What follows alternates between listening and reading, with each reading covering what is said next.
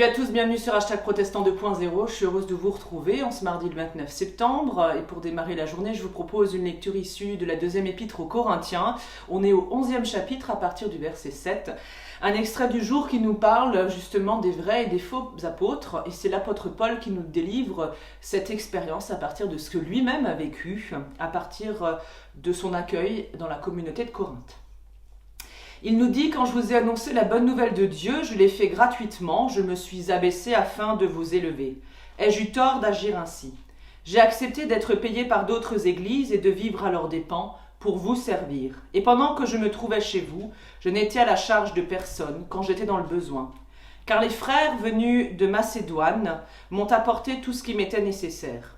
Je me suis gardé d'être une charge pour vous en quoi que ce soit, et je continuerai à m'en garder. Par la vérité du Christ qui est en moi, je le déclare, personne ne me privera de ce sujet de fierté dans toute la province d'Achaïe. Pourquoi ai-je dit cela? Serait-ce parce que je ne vous aime pas?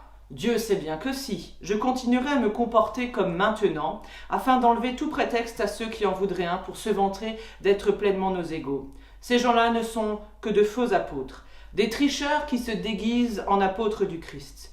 Il n'y a là rien d'étonnant, car Satan lui-même se déguise en ange de lumière. Il n'est donc pas surprenant que ses serviteurs aussi se déguisent en serviteurs de Dieu, un Dieu juste, mais ils auront la fin que méritent leurs actions. Ainsi donc, comment on peut distinguer les faux apôtres des vrais? Eh bien, l'apôtre Paul nous le dit à son époque, comme aujourd'hui d'ailleurs encore. Ce qui compte, c'est de regarder, de vérifier l'attitude que l'on peut avoir envers l'argent, qui est un bon moyen d'ailleurs de repérer celui qui se fait d'une religion un commerce qui rapporte. Les faux apôtres, eux, n'hésitent pas à tirer un profit qui est matériel de la communauté. Paul, lui, a atterri dans cette communauté de Corinthe sans rien demander. On lui a apporté un soutien, car lui est venu simplement et uniquement annoncer la bonne nouvelle aux Corinthiens. Il ne voulait pas être à leur charge, mais c'est la communauté qui l'a pris en charge. Voici donc pour aujourd'hui cette méditation et cette prière qui nous vient d'André Dumas dans 100 prières possibles, avec ces paroles d'encouragement.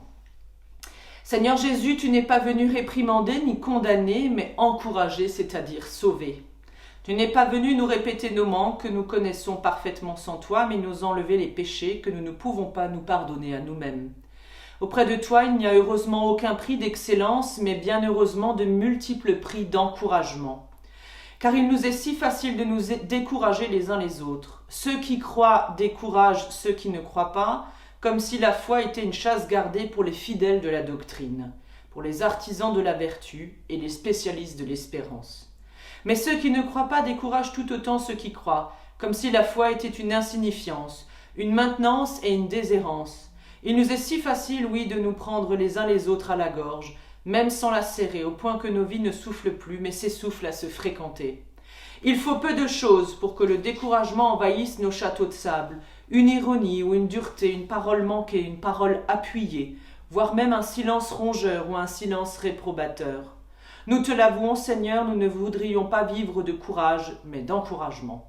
Nous ne quémandons pas le sucre comme les caniches dans les salons, mais nous avons besoin de sel, comme les chèvres dans la garrigue. Seigneur, dispose-nous à encourager les femmes et les hommes, les vieillards et les enfants. Dispose-nous à encourager les faibles quand ils défaillent en solitude et les forts quand ils assaillent en maladresse. Dispose-nous enfin à encourager même ceux qui nous découragent, car peut-être ne sont-ils que le reflet de notre hostilité. Oui, Dieu, dans l'encouragement, apprends-nous le courage et non pas l'attendrissement. Sois fort en nous pour que nous devenions forts par toi. Tu es le Dieu qui redresse le roseau courbé et qui dresse l'homme épuisé. Tu es le Dieu du courage, de la compassion. Tu es le Dieu venu sur la terre pour encourager chaque homme de tous les hommes, en tenant tête aux puissances ennemies de la dérision et de l'oppression. Que ton encouragement soit la compagnie de nos courages, vidés au soir du vendredi saint et relevés au matin de Pâques. Amen. Sur ces paroles pleines de sens et de profondeur, je vous souhaite une belle journée entre les gouttes et je vous dis rendez-vous demain matin. On partira un peu plus loin que l'Alsace du Nord, je ne vous en dis pas plus, à la découverte et à la rencontre d'une communauté, d'une paroisse de l'UEPAL. Et donc, il va falloir que vous vous mettiez en quête, trouver où est-ce que nous nous situons demain. Ce sera à vous de jouer et sinon rendez-vous dimanche pour notre rendez-vous culte vidéo live. Alors, portez-vous bien.